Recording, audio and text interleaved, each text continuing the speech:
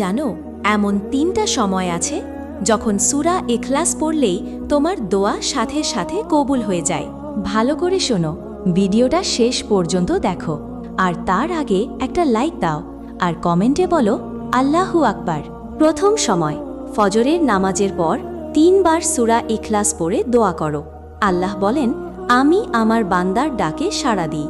দ্বিতীয় সময়, বৃষ্টি পড়ার সময়, প্রতিটি ফোঁটার সঙ্গে রহমত নামে, তখন সূরা ইখলাস পড়ে চাও যা চাও, আল্লাহ শুনছেন।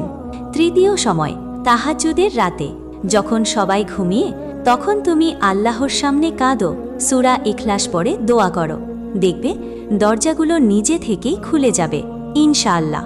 এই 3 সময়ে সূরা ইখলাস পড়ে দোয়া করো, তুমি অবাক হবে কত দ্রুত আল্লাহ তোমার ডাকে সাড়া দেন। ভুলে যেও না, শেয়ার করো যাতে অন্যের দোয়াও কবুল হয় ইনশাআল্লাহ।